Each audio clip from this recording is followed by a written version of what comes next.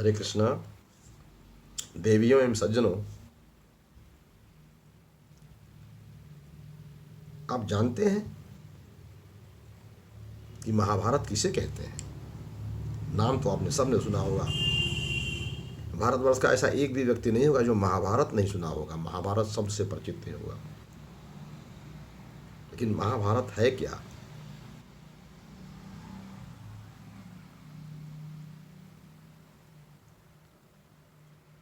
ये महाभारत शब्द यूज होता है, प्रयोग होता है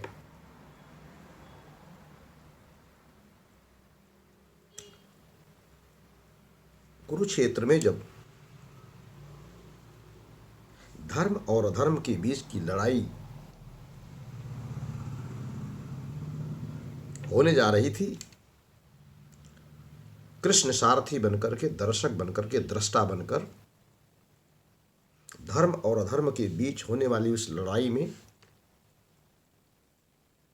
भूमिका अपनी सार्थक कर रहे थे। कृष्ण ने उस महाभारत में, भगवान ने उस महाभारत में कोई योगदान नहीं दिया। किसी की तरफ से कोई लड़ाई नहीं की। कौरवों की तरफ से और पांडवों की तरफ से, दोनों तरफ से कौरव यानी अधर्म के प्रतीक हैं, बुराई के प्रतीक हैं, असत्य के प्रतीक हैं और अधर्म के प्रतीक हैं, जबकि पांडव धर्म के प्रतीक हैं, सत्य के प्रतीक हैं, सदाचार के प्रतीक हैं, सद्बुद्धि के प्रतीक हैं। तो ये महाभारत यानी दो विचारों के बीच की लड़ाई को महाभारत कहते हैं। और यह महाभारत सदैव हमारे आपके बीच होता रहता है। हर समय, हर क्षण, हर काल में, हर युग में, हर दिन, हर देश में, हर लोक में, प्रत्येक समय, प्रत्येक सर्वत्र यह महाभारत चलता रहता है। यह महाभारत हमारे अंदर सत्य और असत्य के बीच में, धर्म और अधर्म के बीच में, अच्छाई और बुराई के बीच चलता रहता है। और जिसके अंदर के महाभारत में जो तत्व हावी होता है, जो तत्व विजयी होता है, वह उस पर राज्य करता है। हमसे अक्सर लोग पूछते हैं, आज ही कुछ लोगों ने मुझसे पूछा कि सर रात में नींद नहीं आती, हम बहुत जल्दी डिस्टर्ब हो जाते हैं। कोई छोटी सी हमारी प्रतिकूल बात हो गई तो हम अपना आपा खो देते हैं और हमें यह समझ में नहीं आता कि हम अपने ऊपर नियंत्रण कैसे करें, या हम अपनी निगेटिविटी को, अपनी नकारात्मकता को, नेगेटिविटी को हम कैसे दूर करें। वो पूछते रहते हैं हमसे। आज भी एक सज्जन ने हमसे पूछा था। तो उसके पीछे का कारण यही है कि हमारे भीतर जो अच्छाई और बुराई के बीच संघर्ष होता रहता है, जो सतोगुण और तमोगुण के बीच जो संघर्ष चलता रहता है, उसे महाभारत कहते हैं। और उस महाभारत में जो तत्व, अगर सतोगुण आपके अंदर, अच्छाई आपके अंदर, धर्म के अंदर आपके अंदर, सत्य आपके अंदर, परोपकार, करुणा, दया आपके अंदर हावी है, तो आप जो है एक बड़े ही आध्यात्मिक पुरुष, बड़े ही सज्जन पुरुष, बड़े ही देवता पुरुष कहलाएंगे। और रात में आपको नींद के लिए गोली नहीं लेनी पड़ेगी। बात बात में आपको डिप्रेशन नहीं होगा। कठिन से कठिन परिस्थितियों में भी आपको उन परिस्थितियों से निकल जाने की जो आंतरिक क्षमता विकसित होनी चाहिए, वो विकसित होने लगेगी। और आपके चेहरे पर कभी भी प्रतिकूलता का, कभी भी नेगेटिविटी का भाव नहीं आने पाएगा। कब नहीं आने पाएगा? यदि आपके अंदर सत्य के प्रति, धर्म के प्रति, करुणा के प्रति, दया के प्रति, भगवती तत्वों के प्रति, दैवी तत्वों के प्रति आपकी आस्था होगी तब।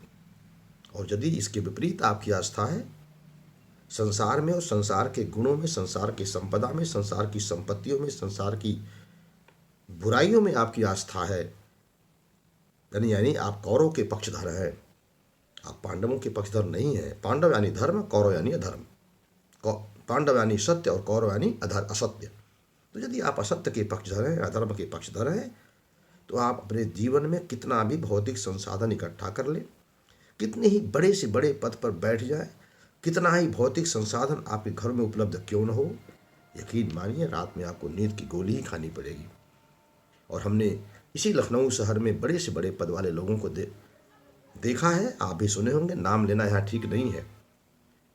उससे बड़ा पद शायद ही कोई होगा प्रशासनिक जगत में, लेकिन इसी लखनऊ शहर के अंदर लोगों ने अपने छतों से रिटायरमेंट की बात कूद करके जान देते हुए मैंने देखा है लोगों को। उनके पास भौतिक संपदा की कोई कमी नहीं थी, लेकिन आध्यात्मिक संपदा की, आध्यात्मिक पूंजी की, सत्य के प्रति टिके रहने की उनके अंदर क्षमता नहीं थी। वो विश्वास नहीं करते थे।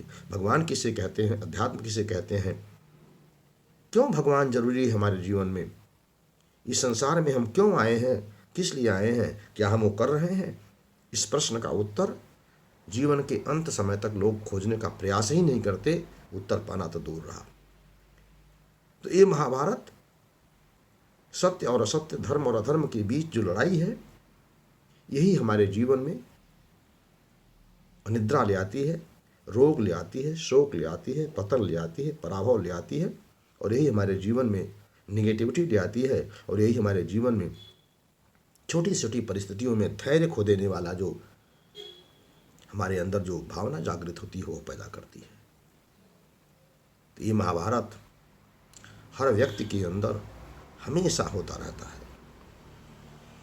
यह महाभारत व्यक्ति के अंदर, समाज के अंदर, राष्ट्र के अंदर, देश के अंदर, अंतर्राष्ट्रीय जगत में सर्वत्र हो रहा है। आप देख रहे हैं चारों तरफ युद्ध ही युद्ध हो रहा है। दो विचारों के बीच, दो देश के बीच, जो सीमाओं के बीच जो युद्ध हो रहा है, वह इसी सत्य और असत्य के बीच की जो रेखांकित महत्ता है उसको न समझ पाने के कारण है। हम सभी जानते हैं कि इस दुनिया में आए हैं, कुछ दिनों के लिए आए हैं, जो कुछ भी पैदा करेंगे, जो कुछ लेंगे, सब यहीं छूट जाएगा। फिर भी हम वो नहीं करते जो हमें करना चाहिए। और इस महाभारत का मूल कारण यही है। और महाभारत हर युग में होता है।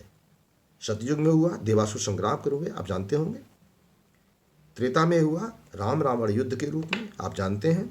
द्वापर में हुआ कौरव और पांडवों का युद्ध, आप जानते हैं, वो भी महाभारत था। और कलयुग में भी महाभारत चल रहा है। इस वर्तमान समय में ये महाभारत ही चल रहा है। सत्य और असत्य के बीच महाभारत चल रहा है। देवत्व और असुरत्व के बीच महाभारत चल रहा है। और इस महाभारत का समापन 2032 तक होने जा रहा है, जिसमें विशालतम नरसंहार और विशालतम संहार होने के पश्चात नवयुग का सृजन होने जा रहा है। जो लोग आध्यात्मिक जगत से जुड़े हुए हैं उन्हें ये पता है कि श्रीमद् भागवत में भगवान कल की अवतार की बात करते हैं। कल की अवतार होगा 24वां, भगवान का वो कल की अवतार हो चुका है। क्योंकि बिना महाभारत के कल की अवतार का की जो धारणा है वो पूरी नहीं होने वाली है। आप देख रहे हैं 2 वर्ष से रूस और यूक्रेन का युद्ध, आप देख रहे हैं ईरान इराक के बीच में युद्ध, आप देख रहे हैं साउथ कोरिया नॉर्थ कोरिया के बीच में, आप देख रहे हैं दुनिया भर में जगह जगह संघर्ष जो हो रहे हैं, उसी महाभारत का अंग है। और आने वाले 2-3 सालों में आप देखेंगे कि कैसे पूरा दुनिया 2 ध्रुवों में बट जाएगी, एक सत्य के पक्षधर और एक असत्य के पक्षधर। और आप जानते हैं कि अंतिम समय तक आपको लगता है कि असत्य जीत रहा है, अधर्म जीत रहा है, क्योंकि उनके पास संख्या बल ज़्यादा है, कि उनके पास संसाधन बल ज़्यादा है। लेकिन यकीन मानिए, युद्ध कभी संख्या बल के आधार पर, संसाधन के आधार पर नहीं जीते जाते। युद्ध हमेशा जीते जाते हैं नैतिक बल के आधार पर। युद्ध हमेशा जीते जाते हैं आध्यात्मिक बल के आधार पर। युद्ध हमेशा जीते जाते हैं धर्म बल के आधार पर। जिसके साथ धर्म होगा, विजय उसी की होगी। यह आप नोट करके रखें। भगवत गीता का अंतिम श्लोक आपको पढ़ना चाहिए, आपको याद रखना चाहिए, और आपको जीवन में प्रत्येक क्षण इसकी अवधारणा को अपने जीवन में धारण करना चाहिए। वो अंतिम श्लोक क्या है कि यत्र योगेश्वरो कृष्ण, यानी जहाँ पर योगेश्वर कृष्ण हैं, यत्र पार्थो धनुर्धर, और जहाँ पर पार्थ यानी प्रथा पुत्र धनुर्धर अर्जुन हैं, वहाँ 4 चीज़ें होती हैं अपने आप स्वतः। जैसे आप सेल की दुकान पर जाएं, आपको 2 कपड़ा दो ले ले, 2 के 2 आप कहते हैं, वहाँ लिखा रहता है कि 2 पर 2 फ्री है। आप इंश्योरेंस फील्ड में जाएं तो आपको कोई प्रोडक्ट दिखाया जाएगा तो आपको उसके साथ में 3 चीज़ें फ्री मिलती हैं। इंश्योरेंस लेंगे तो आपको 10 टाइम बीमा मिलेगा फ्री में, बैंक से ज़्यादा पैसा मिलेगा फ्री में, ज़्यादा और टैक्स फ्री पैसा मिलेगा। ये 3 चीज़ों से आप फ्री हैं। ऐसे ही भगवत गीता का पाठ करने वाले व्यक्ति के पास, भगवत गीता को अपने घर में रख करके उसका पूजन करने वाले व्यक्ति के पास 4 चीज़ें होती हैं कि यत्र योगेश्वर कृष्ण यत्र पार्थो धनुर्धर, तत्र माने वहाँ 4 चीज़ें आपको अवश्य मिलेंगी अपने आप स्वतः। उसके लिए प्रयास नहीं करना है आपको। वो 4 चीज़ें क्या हैं? तत्र श्री माना कल्याण, तत्श्री माने लक्ष्मी, यानी आपको धन धान्य की कमी नहीं होगी।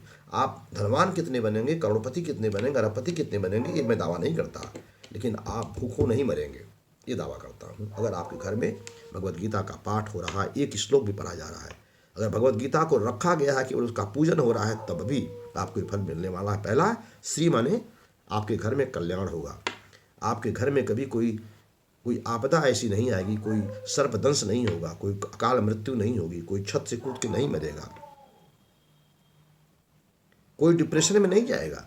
अगर जो व्यक्ति भगवत गीता का पाठ करता है, एक श्लोक भी पढ़ता है, मैं उस व्यक्ति के बारे में बोल रहा हूँ। जिस घर में रखा जाएगा उस घर में उसका कल्याण होगा, कभी भूखों नहीं मरेगा। दूसरा श्री विजयो यानी विजय, उसकी विक्ट्री होगी। जो भी काम करेगा भगवान का नाम लेके प्रारंभ करेगा, हरे कृष्णा हरे कृष्णा हरे कृष्णा हरे कृष्णा 4 बार कह करके, या कोई भी भगवान का नाम, उसे जिस भी काम को करने जाएगा उसे विजय से मिलेगी। श्री विजयो भूतिर, भूति मतलब आध्यात्मिक बल, आत्मबल। उसको इतना आत्मबल उसके अंदर से आ जाएगा कि वह बड़ी से बड़ी कठिन से कठिन परिस्थितियों को भी बड़ी आसानी से पार कर जाएगा। ऐसे ही जैसे कोई समुद्र को, गहरे से गहरे समुद्र को भी नाव पर बैठ करके पार कर जाता है, उसी प्रकार से भगवान के नाम के बल के आधार पर, भगवान के नाम रूपी नौका पर बैठ करके जो व्यक्ति सवारी कर रहा है, वह बड़े से बड़े कठिन से कठिन परिस्थितियों को भी बड़ी आसानी से पार कर जाएगा और उसे डिप्रेशन नहीं होगा। रात को नींद की गोली नहीं खानी पड़ेगी, छत से कूद के मरना नहीं पड़ेगा, जैसा अभी उदाहरण दिया आपको। श्री विजयो भूतिर नीतिर, चौथा क्या है? नीति मतलब मोरालिटी, यानी उसके अंदर नैतिकता होगी। वह अनैतिक कार्य भी अगर कर रहा है तो उस अनैतिक कार्य में भी नैतिकता को प्राथमिकता देगा।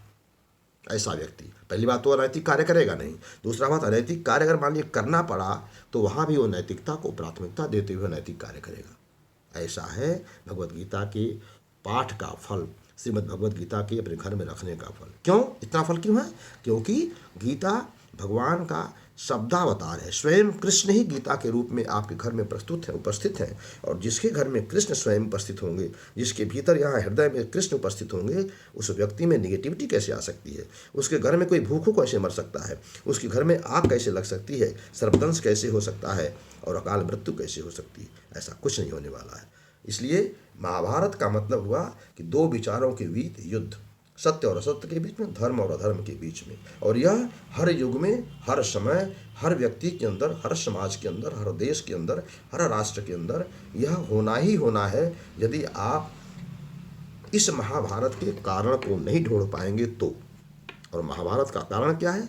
अगर हम एक शब्द में कहें कि कहीं भी महाभारत हो रहा है, घर में, समाज में, राष्ट्र में, अंतर्राष्ट्रीय, दैवलोक, असुरलोक, त्रिलोकों में, 14 भुवनों में, तो उसका एक ही कारण है। एक शब्द में अगर कहूँ, उसका कारण है दुर्बुद्धि, उसका कारण है कुबुद्धि, हमारे गलत विचार। हमारे लिए सब कुछ, सामने वाले के लिए कुछ नहीं। ये जो विचार है दुर्योधन का, जो दुर्योधन का विचार है कि सब कुछ मेरा, तेरा कुछ नहीं, ये जो, इसे कहते हैं दुर्बुद्धि। और सद्बुद्धि कहते हैं, किसे कहते हैं? कि अपनी रोटी को मिल बांट करके खाओ, अपनी रोटी को समाज के सभी लोगों के साथ, परिवार के सभी लोगों के साथ बराबर हिस्से में बांट के खाओ। इसे इस सद्बुद्धि का प्रतीक है। और सब कुछ मेरा है, ये दुर्बुद्धि का प्रतीक है। तो दुर्बुद्धि का प्रतीक यानी दुर्योधन का प्रतीक, और सद्बुद्धि का प्रतीक यानी युधिष्ठिर का प्रतीक, पांडवों का प्रतीक। जब कौरव और पांडवों के बीच में अगर आप कौरव के पक्षधर हैं तो यानी कुबुद्धि के पक्षधर हैं, तो आपको महाभारत का युद्ध लड़ना ही पड़ेगा। और महाभारत के युद्ध में अंतिम पराजय, सर्वनाश, समूल सर्वनाश आपका होना ही होना है, यह सुनिश्चित है। इसलिए आज की इस वीडियो का संदेश क्या है? इस वीडियो का संदेश ये है कि हमको, आपको अपने जीवन में सदैव इस बात को ध्यान में रखना चाहिए कि हम परमात्मा के अंश हैं, भगवान के अंश हैं। इस दुनिया में कुछ दिनों के लिए आए हैं। भगवान ने हमको इस दुनिया में भेज करके व्यापार करने को, शादी ब्याह करके बच्चे पैदा करने को, भौतिक संपदाएं इकट्ठा करने को, पद प्रतिष्ठा मान के लिए नहीं कर भेजा है। यह तो एक एडिशनल चीज़ें हैं जो आपको अपने आप मिल जाती हैं, स्वतः मिल जाता है आपको। इसके लिए नहीं भेजा हमको भेजा है कि आप जाइए और जा करके अपने को जानिए। Know thyself, who are you या हु एम आई। क्यों हम इस दुनिया में आए हैं, हम कौन हैं? तो इसका सीधा सा उत्तर, क्यों हैं हम दुनिया में, क्यों आए हैं, क्या करने आए हैं? तो क्या हम वो कर रहे हैं जो करने आए हैं? और नहीं कर रहे हैं तो करिए, नहीं तो जाने के पश्चात फिर दोबारा आपको मनुष्य जीवन यह नहीं मिलने वाला है। फिर न हम इंश्योरेंस का काम कर पाएंगे, न फिर हम बिजनेस का काम कर पाएंगे, न हम किसानी कर पाएंगे, न हम राजनीति कर पाएंगे, न हम क्या कहते हैं कोई काम नहीं कर पाएंगे हम। जब मनुष्य जीवन ही नहीं मिलेगा, मनुष्यतर कुत्ता बिल्ली के जीवन में चले जाएंगे तो आप कुछ नहीं कर सकते। और हरे कृष्णा तो कतई नहीं कर सकते, भजन तो कतई नहीं कर सकते, और 84 लाख योनि में भटकने के अलावा और पछताने के अलावा हमारे पास कोई चारा नहीं होगा। तो मेरे प्यारे देश, हमारे देवतुल्य भाइयों और शक्ति स्वरूपा बहनों माताओं, आपसे एक ही विनम्र प्रार्थना है कि हमको आपको जो भी कर्म कर रहे हैं, जहाँ भी कर रहे हैं, उसे भगवान का काम मान करके, भगवान के लिए मान करके हम उस कर्म को करें, तो यही हमारी पूजा हो जाएगी। और उस कर्म के बंधन से हम नहीं बंधेंगे, और कर्म के बंधन से नहीं बंधेंगे तो कर्म बंधन से मुक्त होकर के इसी जीवन में हम भगवान को प्राप्त कर सकते हैं। और जब तक इस संसार में रहेंगे तब तक सुखी रहेंगे, शांत रहेंगे, स्वस्थ रहेंगे, पॉजिटिव रहेंगे। इसलिए अगर आपको बी पॉजिटिव होना है, अगर आपको रात में नींद आपको अच्छी आए बिना गोली के, तो आपको अध्यात्म की शरण लेनी चाहिए, आपको सद्बुद्धि की शरण लेनी चाहिए, आपको गायत्री मंत्र की शरण लेनी चाहिए। गायत्री मंत्र यानी सद्बुद्धि देने वाला मंत्र। गायत्री मंत्र यानी वह मंत्र जिसके माध्यम से आपको सद्बुद्धि प्राप्त होती है। गायत्री मंत्र में कहा गया है धियो यो नः प्रचोदयात्। धियो माने हमारी बुद्धि को, यो माने जो, नः माने न, हम सबकी, प्रचोदयात् माने सद्बुद्धि को, हमारी बुद्धि को सन्मार्ग में जो प्रेरित करती है। तो इस कुबुद्धि को हटाने के लिए हमें सद्बुद्धि की आवश्यकता है, और वह सद्बुद्धि हमें गायत्री मंत्र से मिलती है। तो आज का संदेश कि हमें एक माला गायत्री का जप जरूर रोज करना चाहिए अगर हम आगे की यात्रा सुखद करना चाहते हैं। और भगवान कृष्ण को अपने हाथ अपने मूल में रख करके भगवत गीता का एक श्लोक जरूर पढ़ना चाहिए। अगर आप ऐसा करते हैं तो हमारे वीडियो का संदेश आपको सार्थक लगेगा। हमारा आज का इस समय देना, वीडियो बनाना हमारा सार्थक होगा। हमारी प्रार्थना है कि अगर आपको लगता है कि हमारा वीडियो अच्छा है, लोगों तक जाना चाहिए, तो आप अधिक से अधिक लोगों को इसको शेयर करिए, सब्सक्राइब करिए और लोगों से सब्सक्राइब करने का अनुरोध करिए। हरे कृष्णा हरे कृष्णा हरे कृष्णा।